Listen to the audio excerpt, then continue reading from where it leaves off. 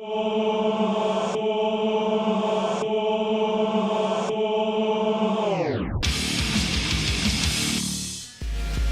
you wanna forget yesterday's night. The name of my band is Teenage Daydreams.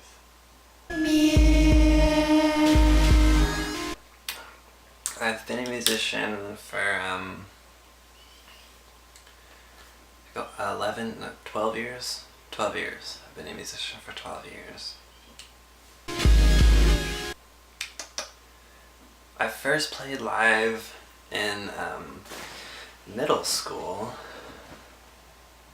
7th grade, for the talent show. Yeah, big deal. I was really scared. I basically shit my pants, metaphorically, not literally. I released my first recording, I guess, freshman year of high school. Not like on TuneCore or anything, but I started recording freshman year of high school because I got recording equipment, and I just recorded a shitload of music.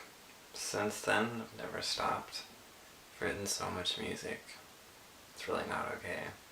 It's not a good thing. I promoted my first recordings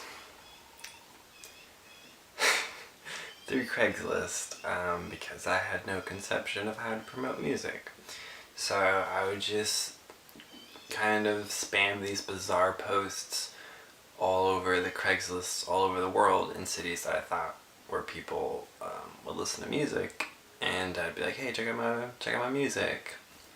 And it kind of worked, but I could never repeat any of the results. Like sometimes I get like 100 plays, but it was a lot of work, and it was not a science that you could really, crack. It wasn't a science, it was just random.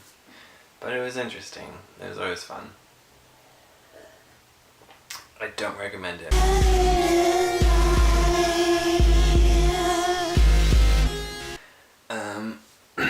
I've been a band. I've been Teenage Daydreams for like 4 years, I guess. The absolute worst part about playing live, it's, for me, just the anticipation. I'm very emotional and sensitive, so before a show I just get so rocked by emotions and energy. I'm literally just shaking with energy, and it fucking sucks. There's nothing I can really do about it. It happens pretty much every time. And it's just awful. I mean, I've kind of come to be able to deal with it, but it's no fun. And also, if it's a shitty show, the worst part is just the show itself. Because you have these expectations when you get a show, and you're like, oh man, it's gonna be so fucking cool, and everyone's gonna be jumping up and down. I've been practicing these songs, and it's gonna be amazing. And then you do it, and it just flops. No one understands your music. You're all nervous. It fucking sucks. I've definitely had that experience. Or no one's there. Those are the worst. That's the worst part about shows. If it sucks, that's the worst part. But it's overcomable.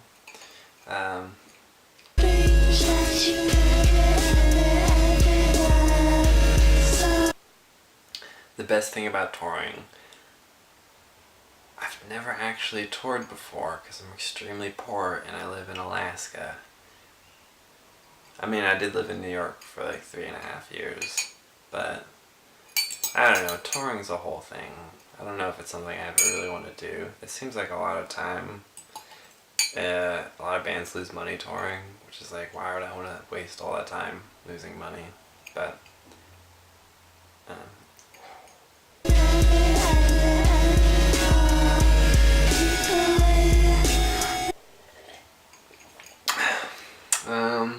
am I able to make enough as a band to support myself? If not, what are your other sources of income? No, I cannot support myself as a musician. I would be surprised to find bands that can.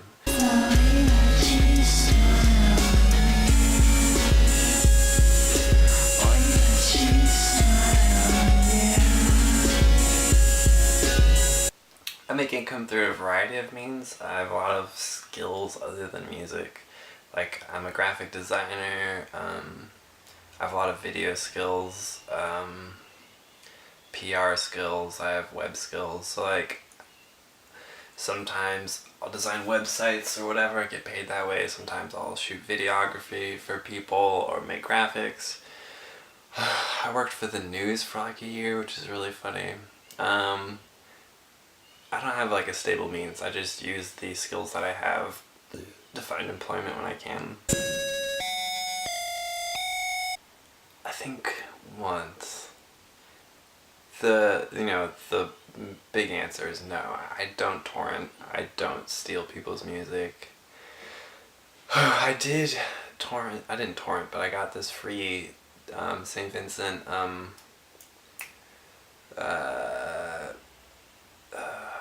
Actor. I got the Actor. I downloaded that when it came out because I was so excited for it, but then I bought it immediately like 2 days later. So, but yeah, I don't. It's not like I'm trying to castigate people who do that. I'm not trying to condemn them. I just don't. I'm a struggling artist. I know what it's like.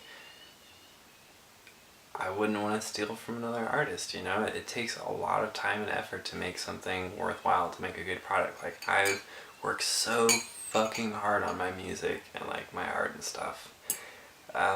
So I can't steal from people. Like, I don't know. It's just not something I'm interested in.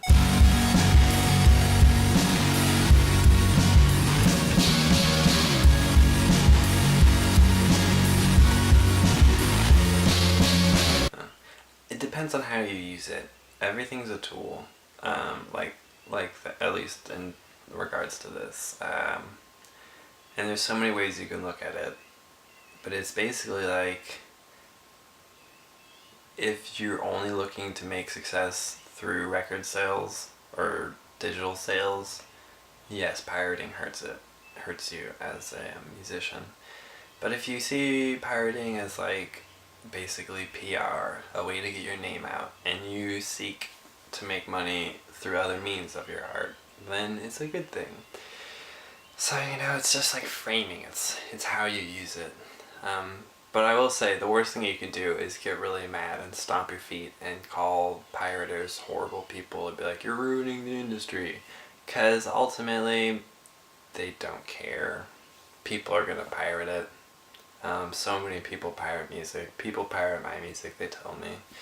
I'm never like, fuck you. It's just like, the only thing you can really do is be flattered that they like your music enough that they want to listen to it. And try and use it to your advantage, because if you just get angry about it, and you're just like, it's so unjust, then you're just getting bogged down with the reality, and you should try to turn the reality in your favor as opposed to letting it just crush you. But who knows, maybe one day pirating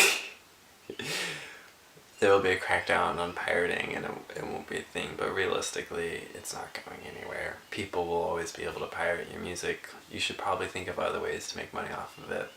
You have to be smart, basically, innovative. I mean, that's what it is. That's today's game. You have to think of new ways.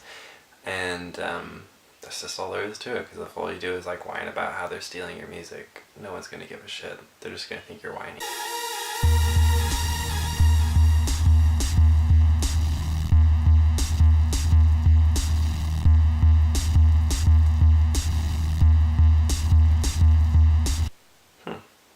I want to have I just want to be with my babe. I don't actually have a babe at the moment. I've had babes in the past, but I just want to find my girl and marry her and live in a house with her and you know, we can support each other through our jobs and stuff.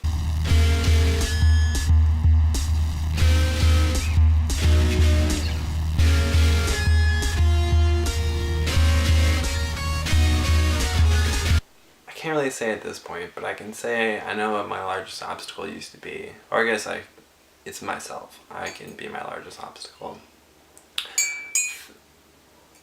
For the past 6 years, I had to deal with suicidal depression a lot.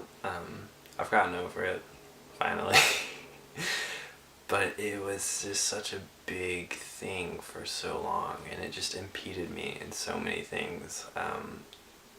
It would, you know, it was like always there. So it's like, even if I would have successes and stuff, if opportunities would come, it could always just like knock me over and just fucking, you know, ruin me. It ruined me so much, and I let it ruin me.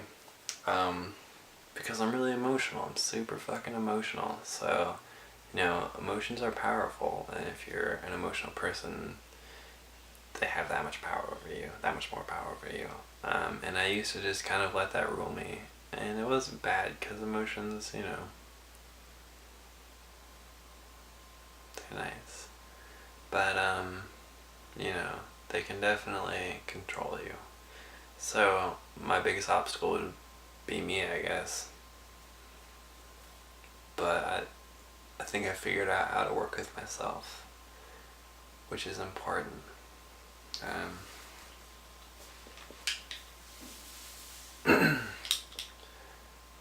Okay, I think that's everything. Auf Wiedersehen!